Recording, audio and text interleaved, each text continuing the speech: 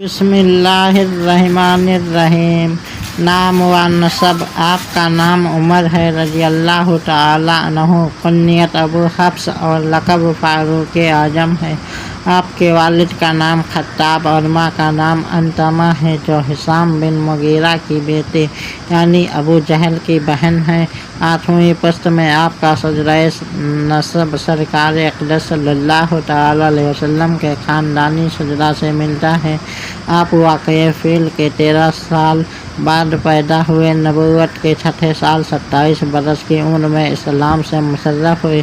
آپ نے اس وقت اسلام قبول فرمایا جبکہ 40 مرد اور 11 عورتیں ایمان لا چکی تھیں، اور بعض علماء کا خیال ہے کہ آپ نے 39 مرد اور 23 عورتوں کے بعد اسلام قبول کیا۔